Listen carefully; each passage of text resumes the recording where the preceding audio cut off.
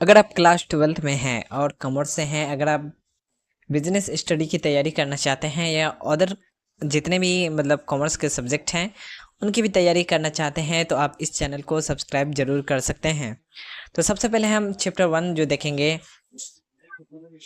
Chapter 1 जो प्रबंध की प्रकृति एवं महत्व है, इसी में प्रबंध का डिफिनीसन देखेंगे, मैनेजर का डिफिनीसन देखेंगे, मैनेजमेंट का डिफिनीसन देखेंगे और मैनेजमेंट यानी प्रबंध का जो हेनरी फ्योल और जॉर्ज आर टेरी ने क्या डिफिनीसन दिया उसको देखेंगे और वो डिफिनीसन देखेंगे जिसको एग्ज़ाम में एकदम सेम टू सेम लिखना है।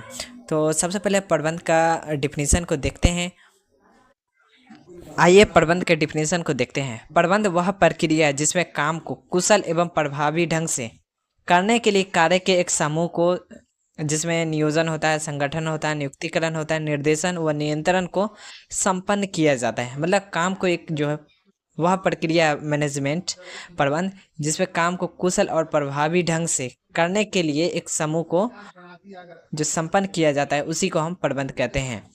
तो जैसे कि प्रबंध का प्रयोग हम निम्नलिखित अर्थों में कर सकते हैं या किया जाता है। जैसे व्यक्तियों के समूह के रूप में भी किया जाता है, एक प्रक्रिया के रूप में भी किया जाता है, आर्थिक साधन के रूप में किया जाता है, एक विषय के रूप में भी किया जाता है।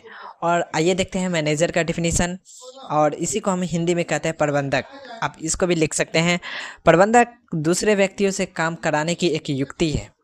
इस प्रकार के जो व्यक्ति होते हैं जो अपन अन्य व्यक्ति से मतलब दूसरे व्यक्तियों से काम कराने की क्षमता रखता है उसी को हम मैनेजर कहते हैं। मतलब प्रबंध जो होता है, प्रबंध में दूसरे व्यक्तियों से जो काम करवाने की एक युक्ति है, इसमें वह व्यक्ति, वह इंसान जो दूसरे आदमियों से काम करवाने की क्षमता रखता है उसी को हम मैनेजर कहते हैं। प्रबंध की डिफिनीशन देखते हैं हेनरी फ्योल के अनुसार और जॉर्ज आर टेरी के अनुसार। सबसे पहले जॉर्ज आर टेरी के अनुसार देखते हैं कि मैनेजमेंट क्या होता है। तो उन्होंने क्या कहा, आइए देखते हैं।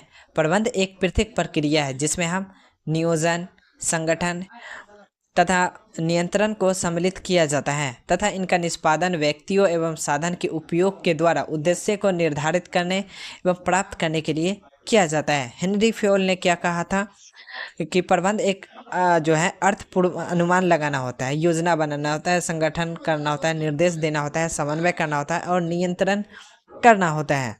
तो जैसे कि हेनरी फ्योल का जो कथन है ये ऑब्जेक्टिव में भी पूछता है कि हेनरी फ्योल का क्या कथन था